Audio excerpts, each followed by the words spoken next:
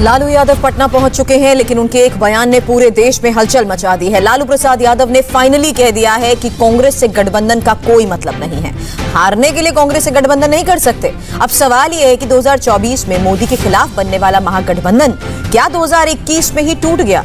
देखिए ये रिपोर्ट। हाँ, आरजेडी और कांग्रेस की गठबंधन बिल्कुल टूट गई। बेकार गठबंधन क्या होता है कांग्रेस का? क्या होता है कांग्रेस का गठबंधन? और कांग्रेस हारने के लिए उसको दे देते हम कांग्रेस को जमानत जब्त कराने के लिए। आरोप कांग्रेस के नेता ये लगा रहे कि आरजेडी का गठबंधन हो गया है पर्दे के पीछे बीजेपी से, ये एलिगेशन लगा है। कौन बोला है? ये भक्तचरण दास चरण यादव, उसको कुछ पता है? बिहार विधानसभा के उपचुनाव में एकला चलो फार्मूले का पहला टेस्ट होगा और लालू यादव का ये कह देना कि कांग्रेस में कोई दम नहीं है, कांग्रेस चुनाव लड़ती तो हार जाती, जमानत जब्त हो जाती, उससे ये साफ हो गया है कि अब ये मसला तेजस्वी राहुल का नहीं है। इस डिसीजन में सीधा सीधा लालू का क्लियर सिग्नल है। एक बार और सुनिए, लालू ने कांग्रेस को क्लियर कट स्टेटमेंट दिया है। हाँ, आरजेडी और कांग्रेस की गठबंधन बिल्कुल टूट गई। बेकार गठबंधन क्या होता है कांग्रेस का? क्या होता है कांग्रेस का गठबंधन? और कांग्रेस हारने के लिए उसको दे देते हम कांग्रेस को जमानत जब्त कराने के लिए। आरोप कांग्रेस के नेता ये लगा रहे कि आरजेडी का गठबंधन हो गया है पर्दे के पीछे बीजेपी से, ये एलिगेशन लगा है। कौन बोला है? ये भक्तचरण दास चरण यादव, उसको कुछ पता है? बिहार में तारापुर और कुशेश्वर स्थान 2 सीट पर उपचुनाव होना है।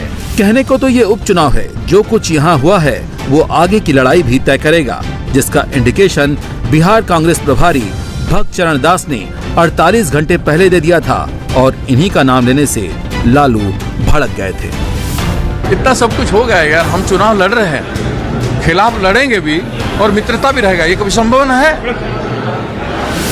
खिलाफ लड़ रहे हैं मतलब मित्रता तोड़ दिया है।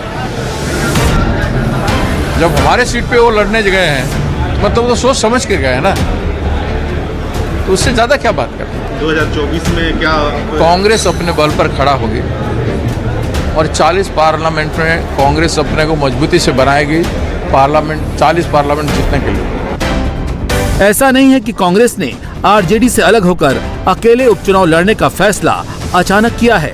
भक्तचरण दास का बयान ही नहीं, इसमें कन्हैया कुमार का, हार्दिक पटेल का, जिग्नेश मेवानी का पटना जाना, वहां से प्रेस कॉन्फ्रेंस करना, यहां से रास्ते अलग होने का पहला स्टेज है।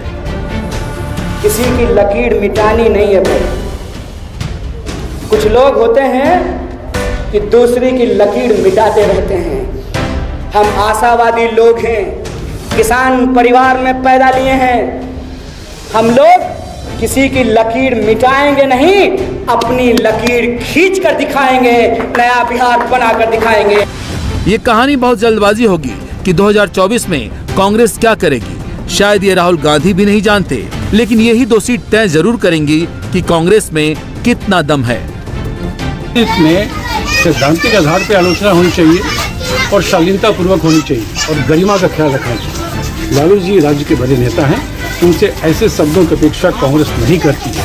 अगर इस तरह के शब्द और बयान राजद के नेताओं की तरफ से लगातार कांग्रेस के नेताओं के बारे में आते रहेंगे तो कांग्रेस के नेताओं को भी संयम तोड़ने में देर नहीं लगेगा। मैं आग्रह करता हूं राजद के नेताओं से कि अपने विचारधारा के आधार पर चुनाव लड़ें।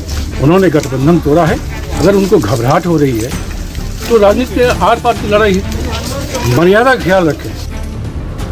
हैरानी इस बात की है कि इतना एक्सपेरिमेंट चल रहा था, मोदी के खिलाफ महागठबंधन का प्लान तैयार हो रहा था, 22 पार्टियां एक मंच पर आ रही थीं, लेकिन सब खत्म हो गया। इसी साल 28 जुलाई को लालू से मिलने शरद पवार पहुंचे थे।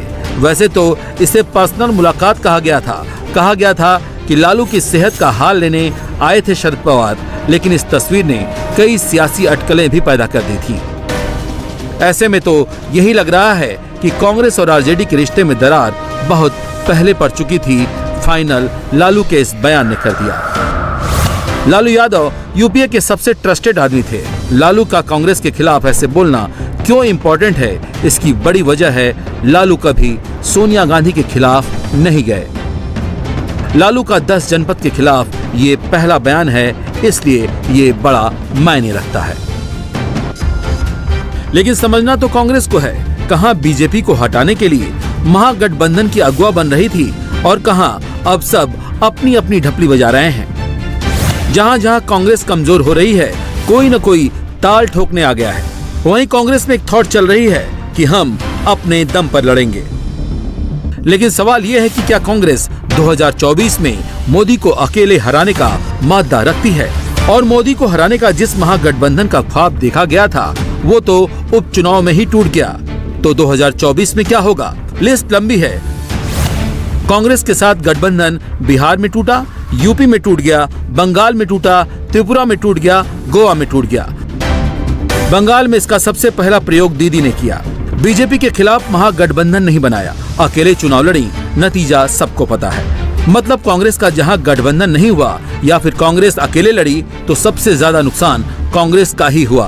दीदी बंगाल का यही प्रयोग अब गोवा में करने जा रही हैं, जिसका ऐलान उन्होंने ट्वीट पर कर दिया है। दीदी 28 अक्टूबर को गोवा जाएंगी।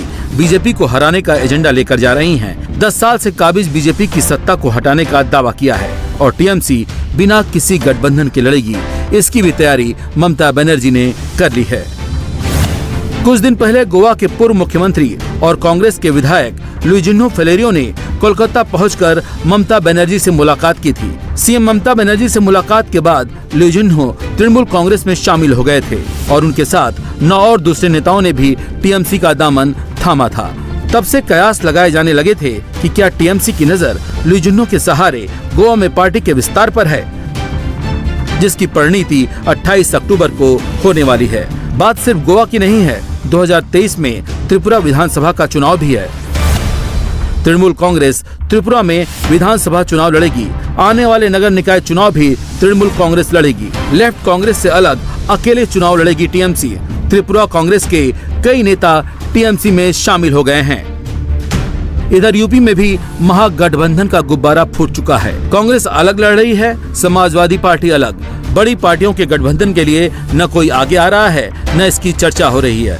बीजेपी के खिलाफ महागठबंधन की पिक्चर करीब करीब धुंधली नजर आ रही है। सवाल सीधा है, जब 2021 में महागठबंधन टूट गया तो 2024 में मोदी के खिलाफ कैसे चुनौती पेश कर पाएंगे? इंडिया टीवी हर वक्त हर जगह डाउनलोड करने के लिए सर्च करें India TV news Google play store या ऐप स्टोर पर।